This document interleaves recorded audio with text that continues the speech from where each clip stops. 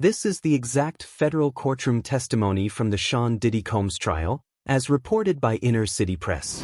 The courtroom was in stunned silence when Al Bashir came forward, not as a famous person or an ex-partner, but as a man who claimed he almost lost his life because he knew too much. His voice added a haunting new layer. He remembered the warnings with a grim expression. From his abrupt, unexplained coma to the terrifying final conversations he had with Kim, the dots are starting to connect in unexpected ways, and now he's testifying under oath that Diddy might not just be guilty of crimes in the past. Kim Porter gave him this before her mysterious death. A woman who was once full of life is now reduced to autopsy reports and whispers. Al claims her death wasn't what they told us, and what he's been through since only heightens the suspicion. Plain sight but also of secrets buried with the dead. This isn't a music story, it's a reckoning years in the making. The tension was palpable when Alb entered the courtroom. He wasn't just another witness. He had direct personal knowledge of Kim Porter, who had been openly suggesting for years that her death wasn't natural. Clad in a sharp charcoal suit, Al sat down and looked at Diddy. After a brief pause, he fixed his gaze directly ahead. You could almost feel the weight shift in the room. For years, people had written off Al's claims as conspiracy theories, resentment, or attention-seeking, but now, under oath, his words would have greater impact than ever. His testimony started with a memory of Kim that astounded the gallery, describing her laugh, her energy, and her devotion to her kids. You're too trusting if you keep being this open with everyone. You're going to get hurt, or worse, I didn't understand her back, now I do. Al claimed that Kim had made it clear to him that she feared for her life, that those in Diddy's inner circle were not just enablers but dangerous. The judge asked him to stay on topic, so he took a breath and went on, I'm here because. Al then gave a detailed account of the events leading up to his unexpected medical crisis in 2022, which doctors referred to as multi-organ failure. At the time, it was mysterious because he was healthy and showed no warning signs. It was as if his body shut down. I think what happened to Kim was not natural, and I believe what happened to my coma was not accidental, he said, drawing gasps from the back row. Stopped before continuing, and that wasn't the first time I felt targeted. As reporters rushed to provide updates from the courthouse, court officials confirmed that Al had been subpoenaed and had at first attempted to avoid testifying out of fear, but I realized he said that silence is the real death sentence and that if I didn't speak now, everything I've lived through and what Kim died trying to tell us would be in vain. When Albee was asked about his relationship with Kim Porter in her last years, he didn't mince words. We were close and always kept in touch, even when we weren't romantic anymore. There was mutual respect and then concern. She was afraid. Al then shared one of the last secrets. It became clear in the hallway that this was not going to be your average celebrity trial. This was precisely the type of statement that supported the prosecution's claim that Kim had been silenced, Al explained. He claimed that Kim had a detailed notebook, possibly a diary, that included names, dates, and locations. She told me, they're watching me. They tap my calls. I feel like someone's always outside my house. The prosecution leaned in. Happens to me, it wasn't an accident, Al continued, adding that Kim had been getting ready to reveal information that would destroy lives. She allegedly intended to reveal how Diddy used threats, manipulation, and surveillance to control not only her life but also the lives of those around him. Then came the shocking revelation that a private investigator working for Diddy attempted to recover Kim's personal belongings from her home after she passed away, but the house. He also recounted a troubling encounter with law enforcement following Kim's death. I told them what she said to me and pleaded with them to look into it, but they laughed and told me I was paranoid, saying I should concentrate on grief counseling.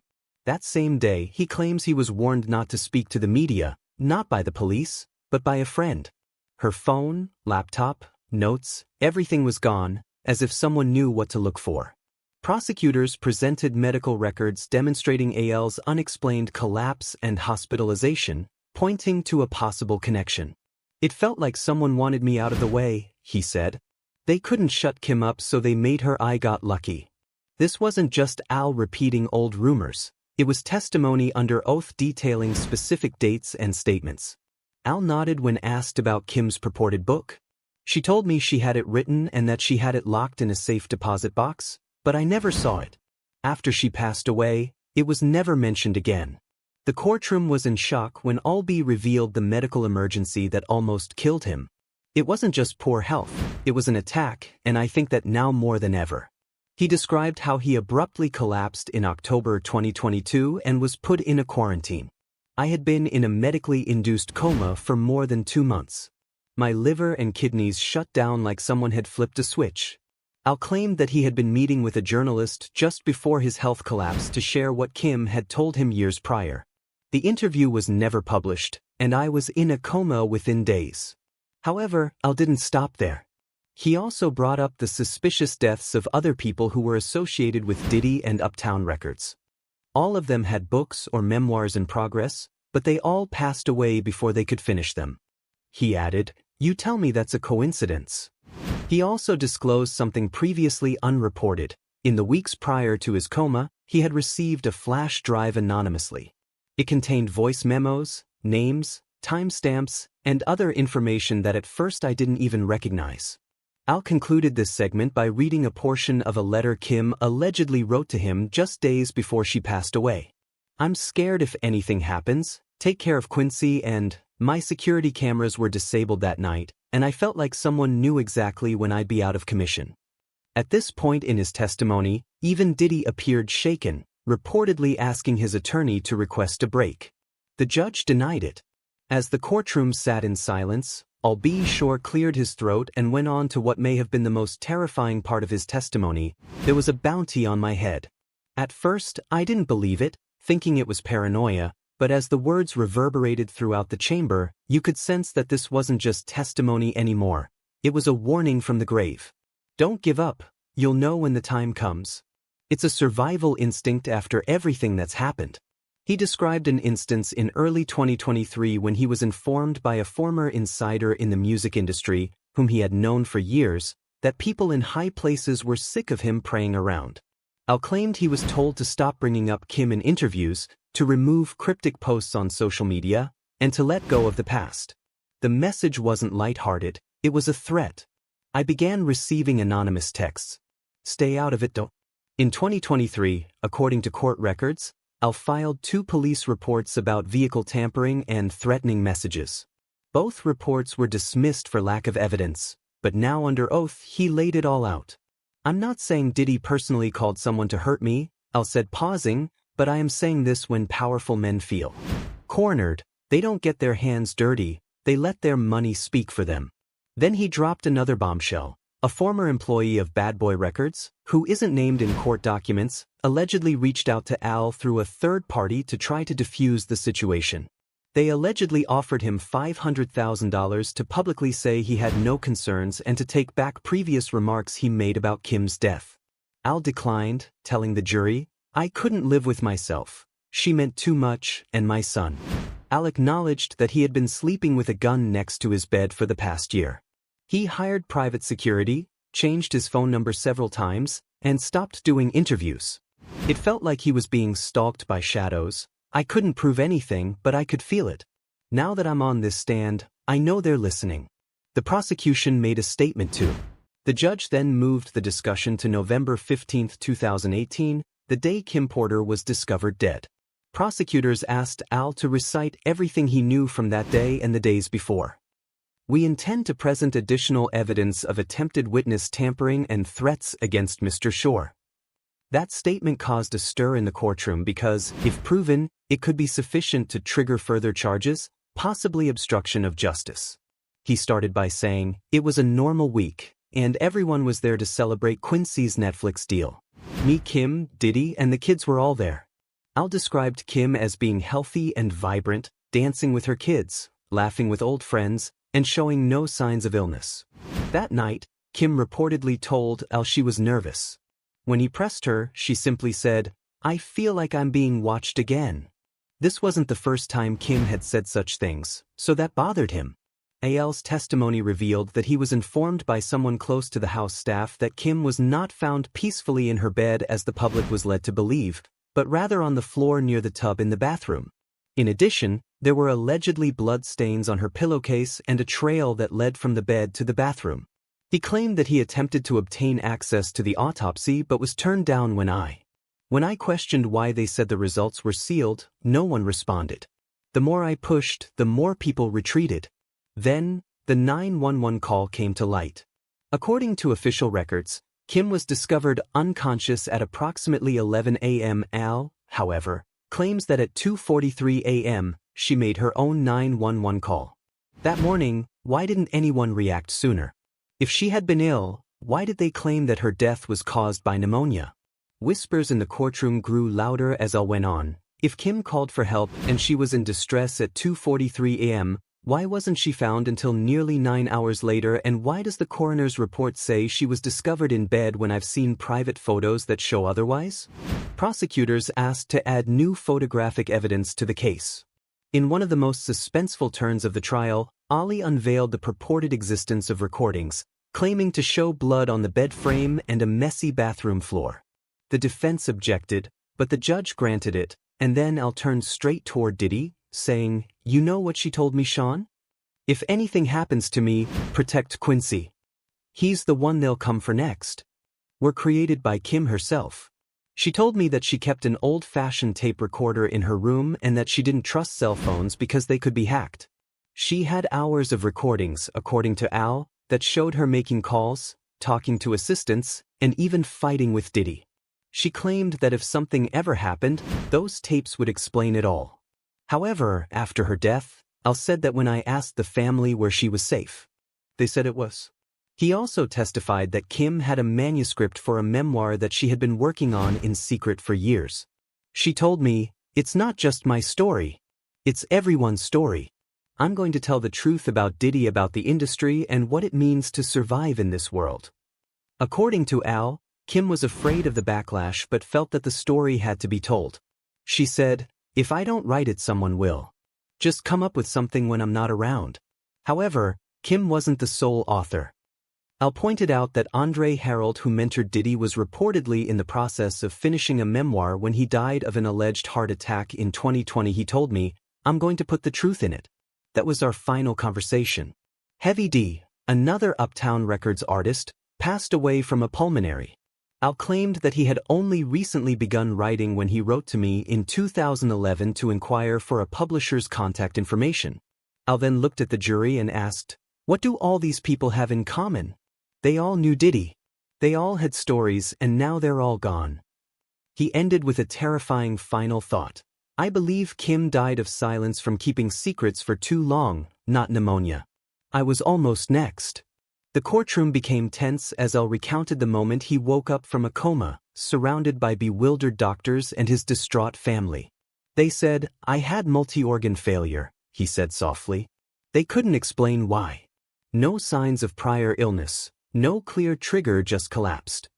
The prosecution returned from recess with what they described as critical medical context tied directly to Al Shore's near-death experience in 2022.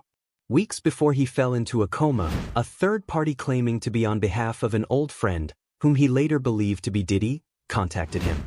The man allegedly told Al to stop talking about Kim and offered him money in exchange for his silence. When Al declined, he claims that things quickly got out of hand. He testified that strange things started happening, including his home Wi-Fi being mysteriously disabled for days, his tires being slashed, and him catching a man attempting to enter his building, who fled when confronted. "I became ill very quickly, unable to breathe and unable to eat. I spent days in the emergency room before waking up in the intensive care unit a month later." Al claimed that toxicology tests revealed substances in his blood that did not match anything he had been prescribed or ingested voluntarily, and they told me that I had been poisoned. However, the official medical report listed unidentified complications that led to. "Yes, I think I was temporarily silenced and I'm not alone," Al said when asked whether he thought this was a deliberate attack. "People around this man who know the truth get erased, sick, or buried." Organ failure, no police record was ever filed. Then he revealed another shocking detail. Kim informed me that she once witnessed someone attempting to tamper with her wine at a dinner gathering. She initially believed it was a joke, but she eventually. Diddy sat at the defense table, staring down at the floor without even looking at Al. The judge ordered the prosecution to give the jury Al's complete medical file for confirmation. This was no longer just a singer testifying. It was now being framed as a man who narrowly avoided death. She never found out who did it, but she was always paranoid after that. The courtroom was silent. Diddy thought someone in Diddy's circle had attempted to complete what they began with Kim. As the trial continued, the prosecution presented what they claimed was supporting evidence from private investigators that Al Shore had hired following his recovery. The investigators, who were hired in 2023, provided proof that Al had been followed by unidentified people on several public appearances. Dash cam footage, store camera stills, and geolocation pings all revealed a pattern, according to Al. When I went to Quincy's Netflix screening, I saw a man in sunglasses filming me. He disappeared when I turned to face him, but I kept seeing him at different places. I'm not crazy, I've lived long enough to know when someone wants you gone, but the most unsettling part was when Al recalled a conversation he had with Kim just months before she passed away. He said, "If anything happens, look deeper and don't allow Quincy to get close to Sean unless you're there, in my opinion." Kim's voicemail to Al, which was recovered from his phone backups, was played in court. It was sent weeks before she passed away and had never been heard before. Her voice was calm but trembling, saying, "Hey, it's me. I don't want to text this, so I'm just calling. Something doesn't feel right lately. If something happens, you need to." Al continued. She was scared, and she had reason to be. Her phones were tapped. Her home had cameras she didn't install. She told the truth. "Don't let them write my ending. You know what we've seen, what we've lived through. Watch your back." Al. This voicemail changed the mood in the courtroom. Members of the jury looked shaken. One even wiped away tears. The defense tried to argue that the message could be interpreted in many ways, but the emotional impact was already done. She once discovered a recording device in her child's stuffed animal, and you believe she recently passed away from pneumonia. According to Al, Kim had intended to leave Los Angeles in early 2019, telling him she wanted to go somewhere safe with the kids where no one could find her, but she never had the opportunity. In the last part of Al's testimony, he mentioned the project that allegedly led to Kim's death, a book, not the one that was published with sanitized diary entries, but an unpublished manuscript that Kim had been compiling covertly since 2012. She kept everything in a black notebook, which Al testified she called her lifeline. It contained names, dates, voice memos, burner phones, and all of the recording. Kim was planning to publish the book under a pseudonym through a European publisher, and she even gave Al a sneak peek at one of the chapters, which described her first experience with Diddy's darkroom parties. The jury was clearly moved, and some audience members, including women who claimed to have worked with Kim, were seen crying when Al read a passage from an email Kim once sent him that he had saved. "If this gets me killed, know that I did my best. I don't want to be remembered as some model or music mogul's ex. I want my story told honestly, even if it comes from the grave." Another revealed violent outbursts that no one ever spoke about. The prosecution rested when Al Shore stepped down from the witness stand, not as a distraught ex or a musician, but as a man who might have just helped uncover one of the darkest, most meticulously buried secrets in hip-hop history. She was a mother, a survivor, and someone who finally got tired of being silenced. Now, I owe it to her to ensure that the silence ends. Because it wasn't merely testimony, rumors about what Al had just revealed persisted throughout the day.